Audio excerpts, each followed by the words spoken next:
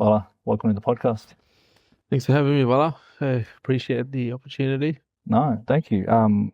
We reached out. You didn't even hesitate. We had a quick yarn Yeah, just to talk about everything. For those watching, I'm in Cairns. We're making the podcast. We're reaching the mission out.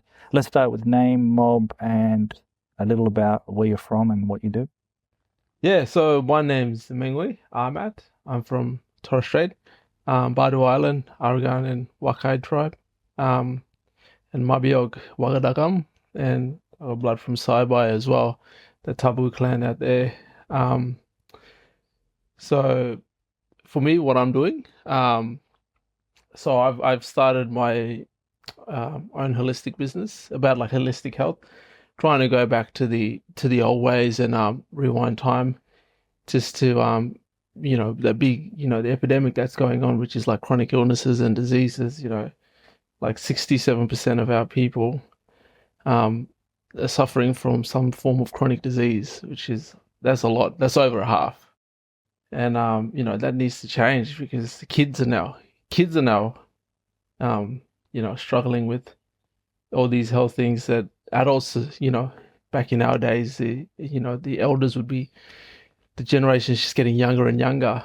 And it's like nobody wants to look through the lens and look at what's going to happen in the future. It's like we look at the data and statistics that are there from before, and we look at the life expectancy being like, 72 around there. But we have to remember that's from the past generation. So this generation coming through now, like that could easily cut 20 years off. Oh, It could be 50. It could be 50. And then next generation, 40. And it's, um, so yeah, and just, I had a good yarn with a cousin the other day talking about how times have changed where, our fathers' days, their elders would have been considered around the 80-year-old mark, whereas now our generation coming through, we look at our elders around the 60-year-old mark. 20 years in one generation.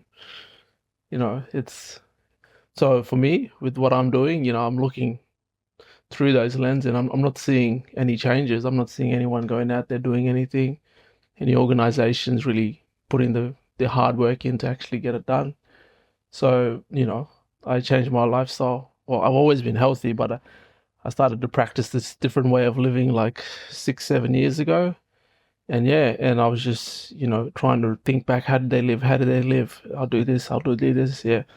And I found out a lot of things with myself through experience. Experience is the biggest teacher. So and then it was good for me because I actually did that first, and then I started to read like scientific data and stuff, which aligned with what I was doing. Wow. So I didn't read and then practice. I was practicing, then I started reading. So I was like, that's deadly because back in their days, they knew what they needed to do. So they just, and that's how they lived.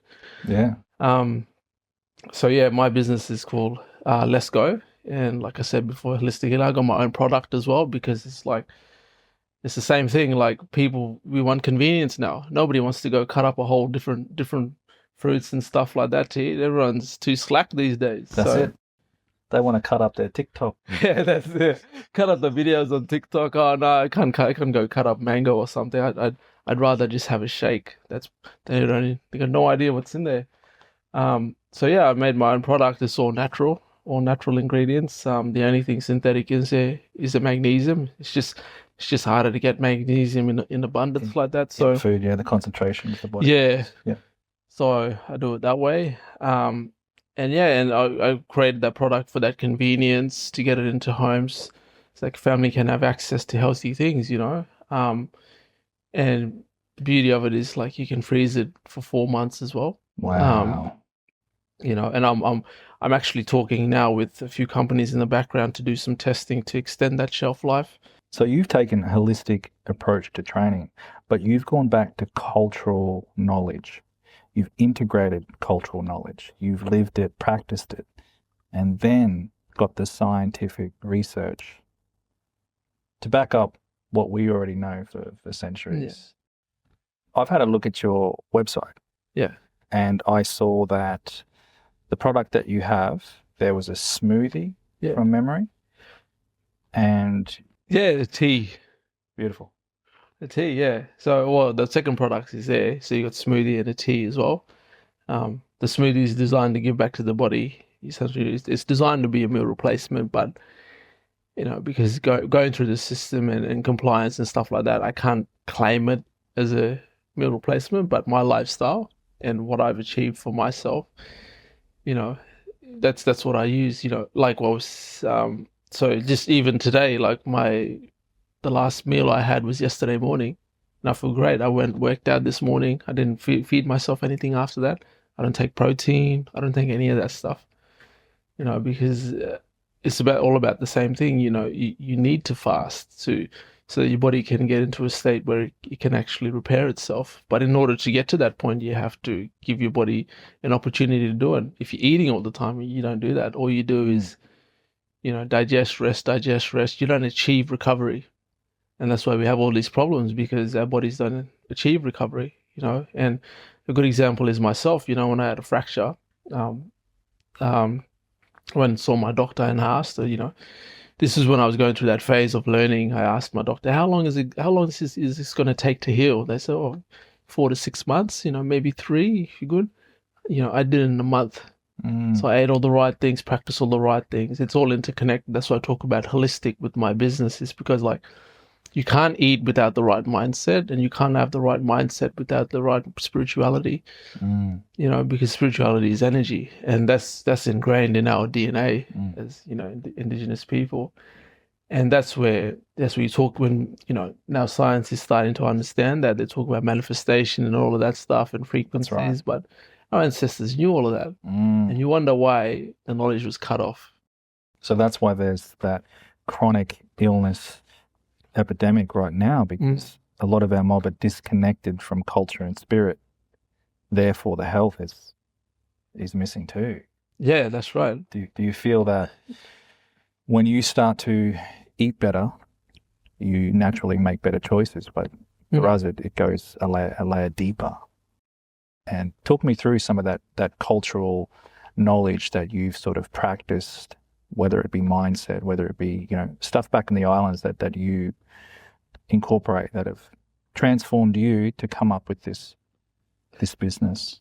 So no, one of the biggest things growing up is the idea of practicing gratitude all the time, being grateful for what you have, showing respect, and not expecting things. Don't have that sense of entitlement. And and it's all about the same thing. Now you learn about talk about that. Even gratitude itself. So gratitude scientifically has been proven to vibrate at the highest frequency. Wow. And then you got like love and stuff like that. But gratitude is the highest one.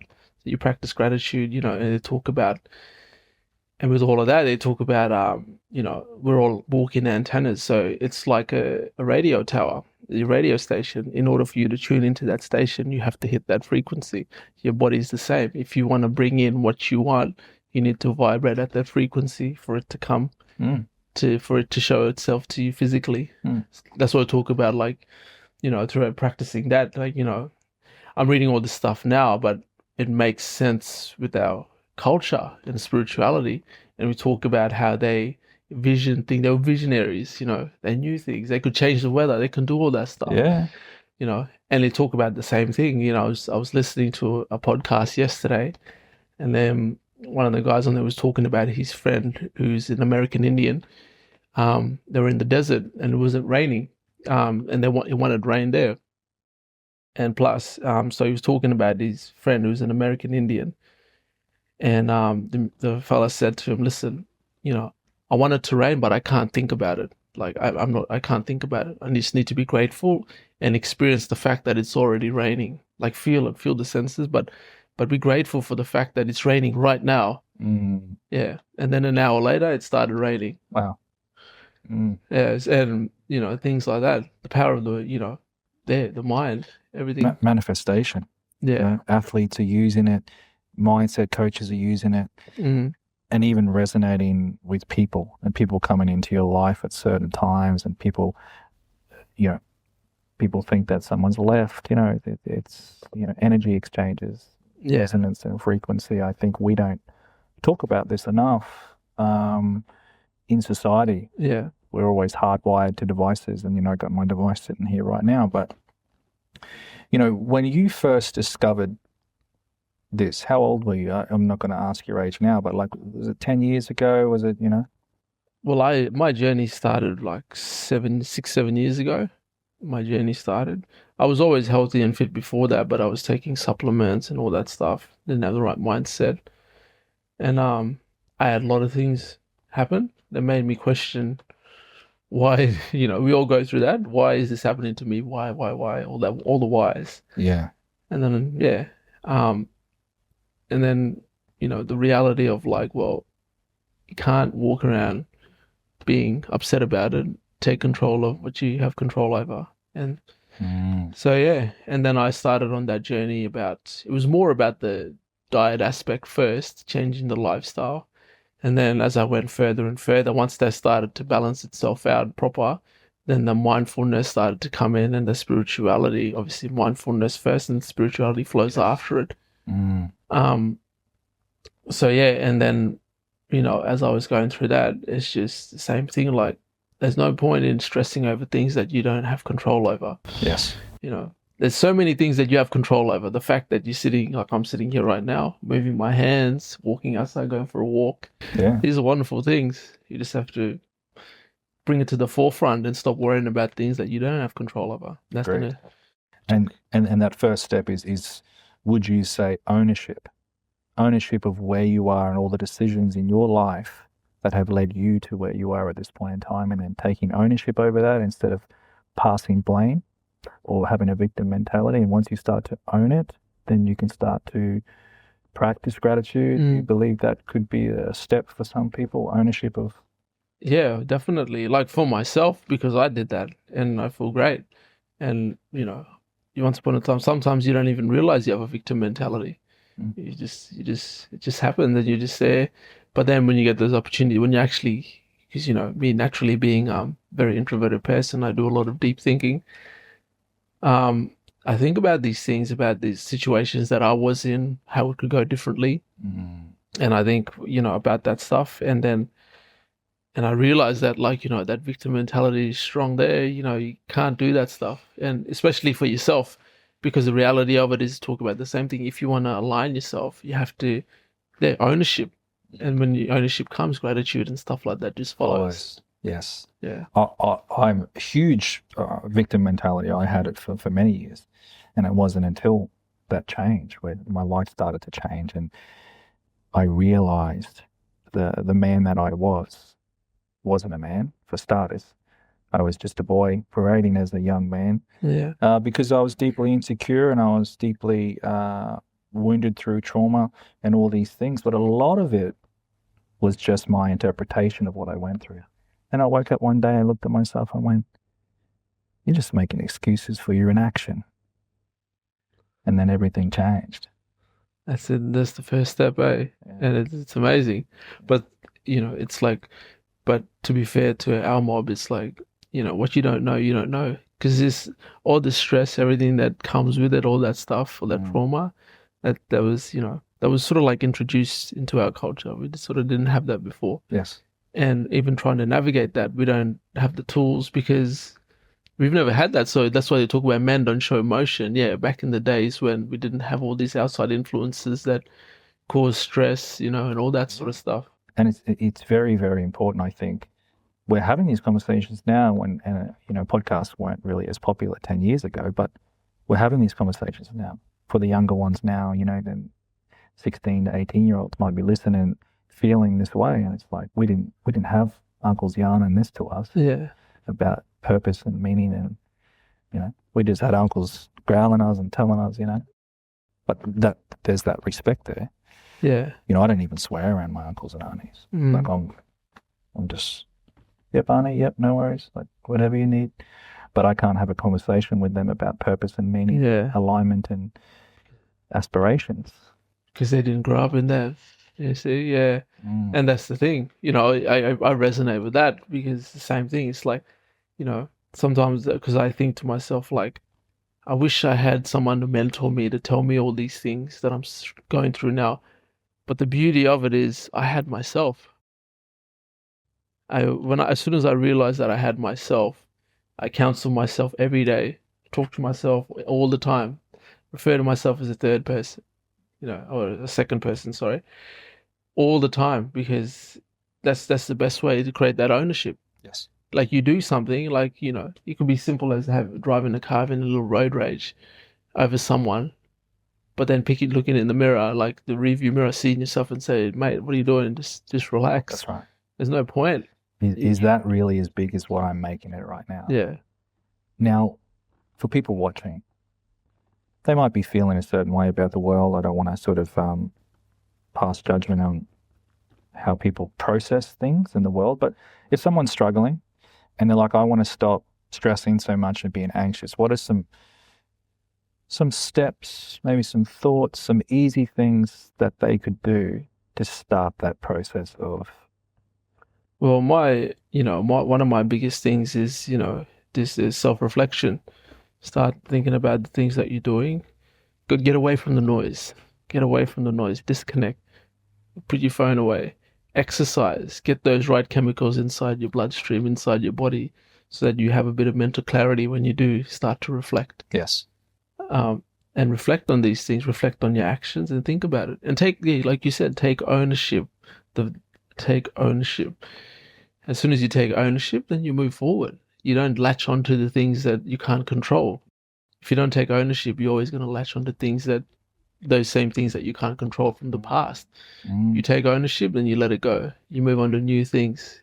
You create, new opportunities for yourself, possibilities. Possibilities are endless. It's up to you as an individual to have the right mindset. And I think one of the biggest things is, like, for our mob, is don't wait until something happens, because that's something I've known people that just drop with a heart attack and gone. That's it. And it's getting younger. Yep. The hypertension is massive. And why is that? Like, inflammation from all the foods. Chronic inflammation is a manifestation of disease over time. Yeah. You keep going with that chronic inflammation, you'll get diseases. And that's why I tell people, you can exercise, but if you don't deal with the inflammation, even though you exercise and lose weight, you can get a heart attack because your heart's still working over time. I know people that it's happened to. And to reduce the inflammation, incorporate fasting and eat the right foods. That's it. It's that easy. Food is medicine. That's right. Food is medicine. Now, I want to go back to your smoothie. I'm going to talk about this product. What flavor is it? Where can people find it? People listening out there, are you just in cans at the moment, just getting it started through here, and then will you be starting to ship it, interstate? Talk me through all that. Yeah, well, for the flavoring side of things, it's not about flavor, it's about health. So there's no flavor, but it just tastes good. As a matter of fact, I bought one. I brought two. I brought you the tea and the smoothie for you to see that for you to have a go. And that's gratitude. Right let our listeners know. Deadly.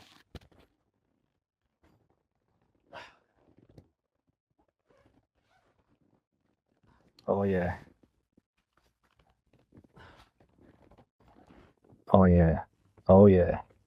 And that's the smoothie there, and this is the tea. Wow. Thank you. And I just incorporated ingredients in the tea. It's that natural thing again, like it works like a natural antibiotic. So I put ingredients in it that help your body fight harmful bacteria and viruses. It's the same thing. I can't publicize that, but I've given it to family members and definitely noticed the difference. I'm going to have some. I love a good smoothie. Yeah. Here we go.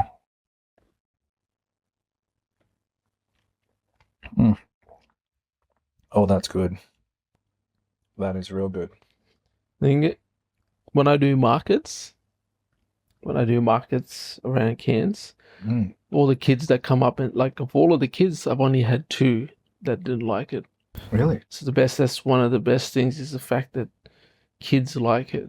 And they didn't like it because of the flavor. They didn't like it because of the consistency. Texture, yeah. Yeah. It's delicious. Coconut water, coconut milk, mango, banana, green apple, avocado, acai, coconut yogurt, spinach, passion fruit, magnesium, coconut. Oh, yeah. This is actually really good.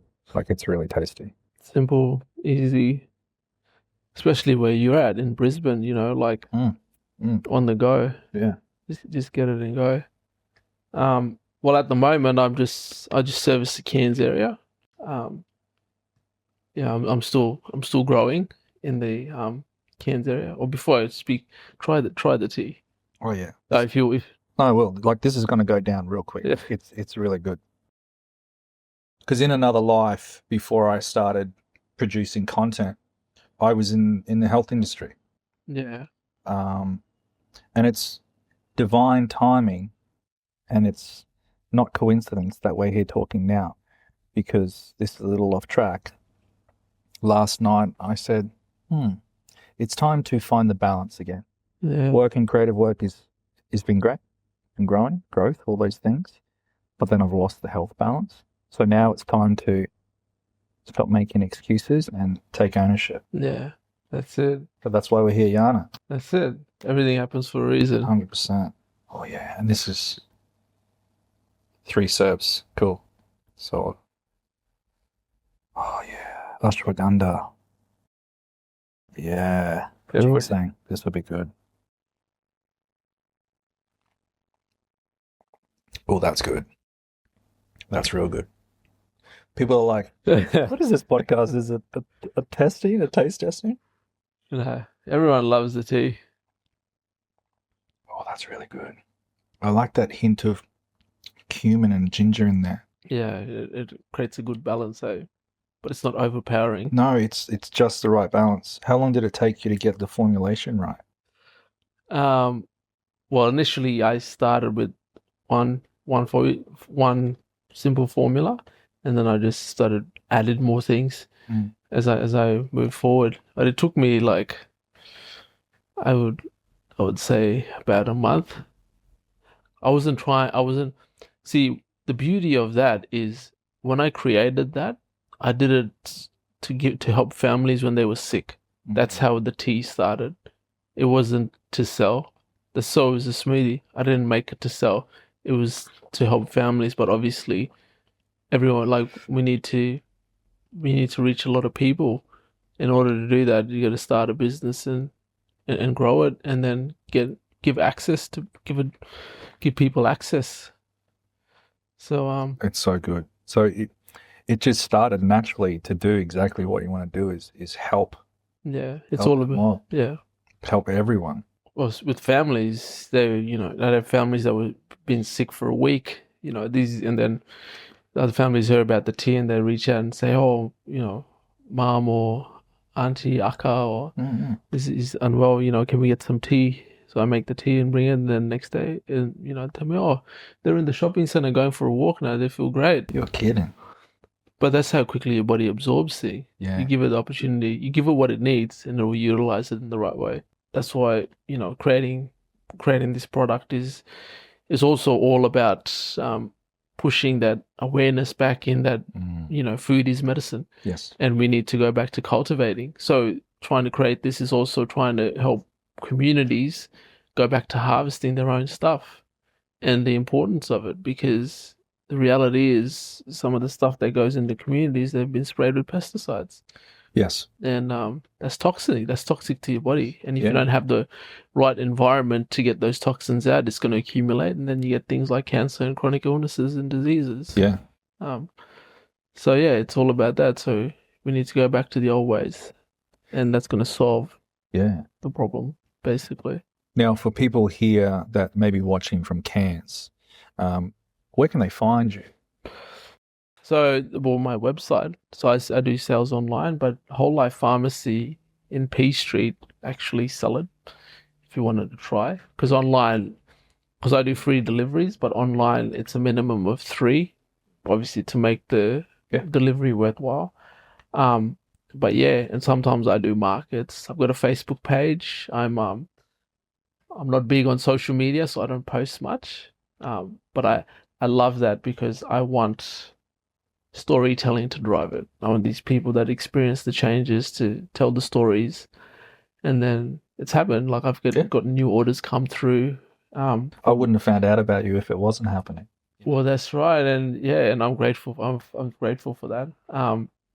But yeah, so in Cairns, yeah, just through my website, or and when you go to my website, you can find my Facebook or Instagram, but the website's probably the best one. Amazing. We'll make sure that we link all that. Yeah, yeah, and I know some of our older mob, like is with the technology, they struggle a little bit to do online orders and stuff like that. Like, just flick me an email, just contact me through there, and we can start yarning because I can deliver and you can pay as soon as you receive it if that works easier for you. Yeah. I did one today. This morning, I got a phone call to go out and 'cause someone wanted to have a yarn because they heard about it. So we sat down, had a good conversation. It's beautiful because it's the storytelling aspect too. You sit down, you have a yarn, they Yes. share their journey, you share your journey, 100%. and then they're looking for something, and then they hear about it and it's there, and then they're like straight away. And it was the same thing I was saying before. That's why he didn't know how to navigate, so he just paid thing, and then Yeah. I'll deliver it to him. No, thank you for this. I honestly, I knew you were yarning. I didn't expect to get one. Didn't even think about it. So thank you, because it's actually really good, and I just want to smash it. But I'm just going to now the next couple of years. I don't like to put timelines on things. We don't really work on timelines. It's energy and it's persistence. But what's the goals? Where are you going to take your movement? So Legacy you're building. So my goal is to basically, I will have my own manufacturing hub where I'll mass produce this stuff. But in saying that, I'll also create opportunities in that space for other indigenous mob to come and utilize it to come up with their own ideas. So it's like a manufacturing / ideas hub. So I want to establish just like Bush Juice. Wording,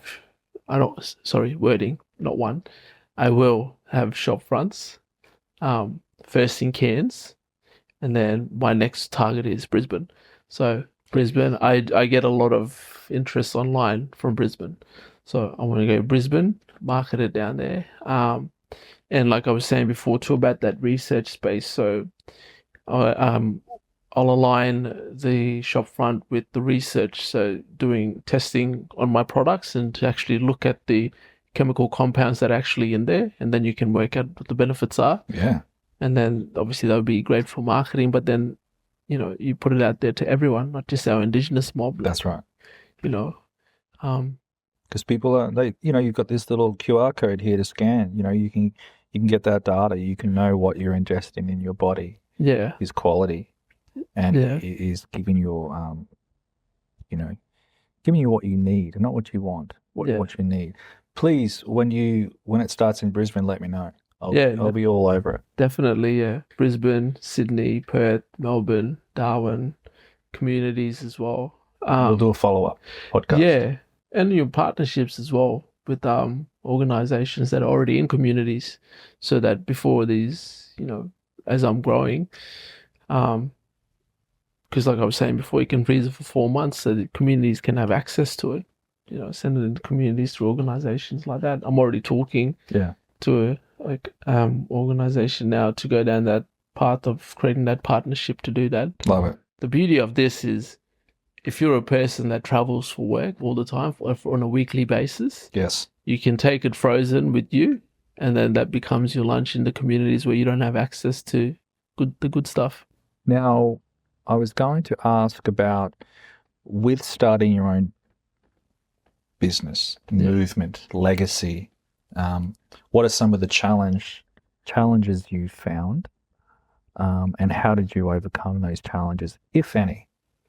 Yeah, well, for me in business, you always get to a point where, when I started, obviously there's situations where it's the same, you don't have control over, and you don't necessarily get what you're looking for, but you keep pushing, and it a failure, just keep failing, keep failing, because you want to fail. Like, this is what I believe. You'd want to fail earlier on in your business, your business career. because by the time these failures come, when you've grown to a certain point, you want to know, you can see it already. You can see it happening before it even gets there, and you can just cut it off straight away. Yes. So I'm a big believer in that, and everything I listen to, and they always talk about it. One interesting one is, it's about like it's not a great food, but KFC. The guy had a recipe, and at the 1009th mark, he got his deal. So he walked around asking over 1,000 people, and that's business. Yeah. I love that. I'm a big believer in this happens for a reason, and I'm a big believer in, all of our ancestors are around pushing this to happen because it needs to change. And it goes like that. Opportunities come, I go for it, and then there's a no, and more another opportunity, and there's always a bigger reason. And it's funny because there has been bigger reasons. Like I wanted to. I'll just tell a quick story about when I was really hungry for it, and I was out there pushing for it. And in my mind, I'm like, I want to get my product tested too. But I was still fresh. I didn't know how to go about that. I didn't know who to talk to or who to approach. And then I was going through, and I was given time frames for capital to start my business. And it wasn't a long time. It was it was a long time frame, but shorter. And when I got to that point where I was like, okay, it should be happening now, it got prolonged even more. Oh. And it's funny because as soon as it got prolonged even more, because I envisioned starting my shop, so I would have been in my shop working, setting that up, getting everything ready. But I didn't do that, and so I had an opportunity to be a part of a AI pitching course out at JCU. And when I went out there and through there, I connected with a fellow who owns a company that does testing. Wow. And so we created a bit of a partnership there, and he sent me everything we needed to move forward. Oh, good. Honestly. Everything. And then that's why I was like, man, everything happens for a reason. And I resonate with that so much. Yeah. I really do. Even if it's crushing at the time. And sometimes life can really crush. No, definitely, yeah. Like I was saying before about those times I was like, why me? Why is this happening to me? I had plenty of those. I actually had plenty of moments, thought about, I went through phases of taking my own life, and been there, done that. And the reality is like things happen, and this is what I mean. And when I talk about like everything happens for a reason, because in those moments there was things that happened that made me snap out of it. Like, because the darkest place is when you're emotionally numb. For me, when you don't, nothing affects you in any way, shape, or form. You don't care about nothing, not even your own family. And when you're in that space, taking your life is easy. It's not hard because you're just numb. You don't care about nothing. And and then around that, and then things happened, or something happened, and then straight away I just snapped out of it. And then from then on, it was just about, there's people that rely on me, there's people that I'm here for, so I just need to get up and keep going. And and I just kept moving forward, and I just kept growing. And that's when I went through those phases of starting those deep thought moments, deep self-reflection, but at the forefront of all of that is accountability. Love it. Not excuses. I mean, at times I made excuses. I'm human. I made excuses, but the reality of it is like, well, don't dwell on that excuse. Get to a point where you realign again and go, what a shitty excuse. And get up and go again. Find solutions. Solutions-based mindset. Yeah. I've found that some people, their identity becomes wrapped up in them talking about the problem. Yeah. I'm going to give an example in my industry. Screenwriters, like I write scripts, right? I go to networking events where I meet someone, hey, I'm Max, I'm a writer, cool, I'm a writer too, and we talk about a project. And they tell me I'm writing a screenplay. Screenplays can take time to write, like a novel, it can take time. Yeah. But then month after month, year after year, I've written 7, 8 screenplays. They're still writing that one screenplay. But I see them at the event. We don't even talk because they like to go and talk about, I'm writing a screenplay. Their identity has now been formed in the screenplay, not the actual act of the completion of it. And I've evolved, and they want to stay the same because they find comfort in, I'm a writer. Did I go anywhere? No. But, I like to focus on solutions, and mindset is everything. See, I don't know where I'm going half the time, Bola. Sorry for that, but, everything you're saying makes sense. You're right. Well, I mean, we don't. If you think about it too much, then you think about it over and over again. You get to a point where you're like, "What the fuck was I even thinking about?" Yeah. Excuse my French. No. What the fuck was French I? is welcome. It's like, why do you dwell on things? Why do you, like you said, keep going back to the same thing? Do you want to be? It's just about attention and notice from other people. You want other people to validate who you are as a person. But the person that you sit with late at night is yourself. You validate yourself. So you don't need anybody to validate who you are. Yes. And that's a hard place for people to sit sometimes. Yeah, it is. Yeah. They that's why, unfortunately, substance abuse is something that, affects a lot of people, affects our community, because coming back to ownership, to sit in your own self at night, the lights are off, and own your own space. Yeah. That's tough. That's very tough, yes. It's very tough. And and thank you for sharing, because I, looking at you, would assume that you wouldn't have been in such a dark place. But for you to come back from that and now to be empowering people, it's just inspiring. Well, Yeah. I mean, you look at society. That's one of the biggest things out there. Going through trauma, because like I said before, experience is the best teacher. People want to learn from somebody, or people want to listen to somebody that understands. Yes. Especially somebody with, like you said, you look at me, like you look at somebody, you think, oh yeah, who's this fella? And then they tell you their story, you're like, shit.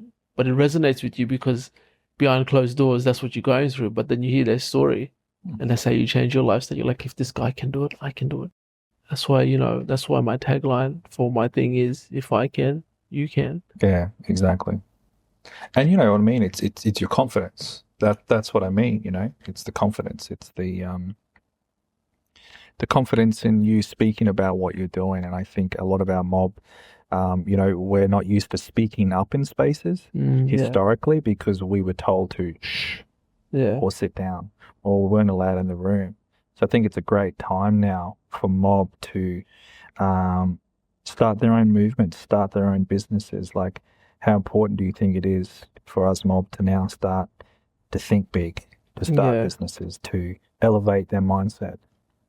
Oh, it's very important, because how do we become self-sufficient?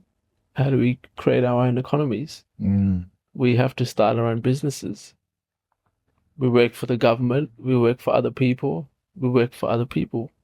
We become slaves to those people. They control our time. You work for me, I give you money. And that's what I was talking about, going back to the old ways of eating off the land. Because you do that, then you become self-sufficient. Your food source is there. You grow it every day. It's organic. You know that you've looked after it. 100%. And then that disconnects that aspect of it.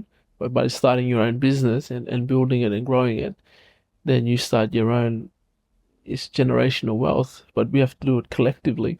The generational wealth for our mob has to be done collectively, but respectfully as well. And there's a lot of people out there that still don't necessarily understand the concept of money as a tool. They use it as a necessity, and when they get it, they become greedy because they want it all to themselves. Yes. But money is a tool.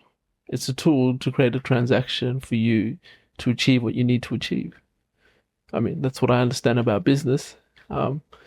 Because if you look at it like, oh, money, money, you're not going to grow. No. You need to use that as a transaction because you need to make those sacrifices and take those risks to use a big amount of your money to do something. Sometimes when the money grows, people are like, oh, I don't want to spend it, which is, I understand and respect that.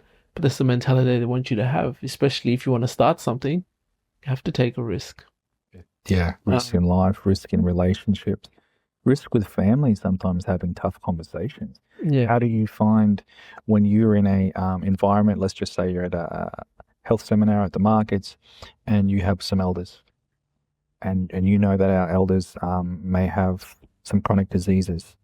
They may be eating the wrong foods just due to the effects of colonization and white bread and soft drink and all that. How do you have those tough conversations with our old people whilst maintaining that respect? Use storytelling. Boom. Mic drop. Boom. Just tell them about the past. Remind them of what things were like when they were young.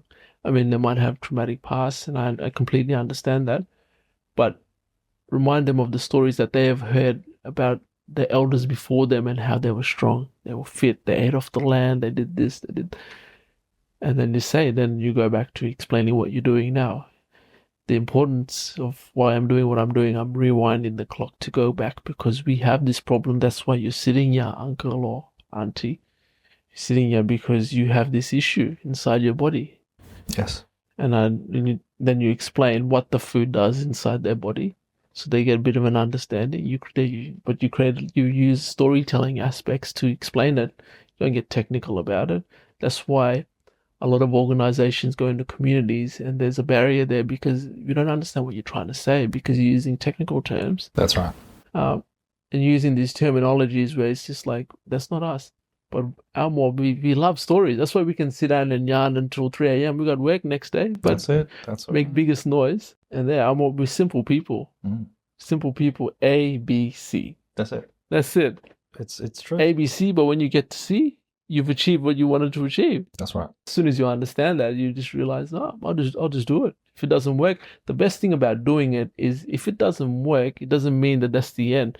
What it means is you can come up with other ways to create that thing happening in the future. If you never experience it, you'll never learn. I want to close with, you're going to take the stage. It could be a motivational quote, an ethos, or something, some words of advice. Okay, well, so what I will say is, like I've said it before and I'll say it again, don't dwell on the things that you can't control. Focus on the things that you have control over, like I was saying before, little aspects, getting up in the morning, doing this, doing that. You focus on that and everything around you will change. Because in doing that, you change who you are as a person, you change the way you think, you change the different chemicals inside your body, and you change how you vibrate as a person. And you you go into a different level, and things will just happen. Things will just happen. I love that. Bella, thank you. Thank you. That's still my vow. That's it. We'll keep yarning.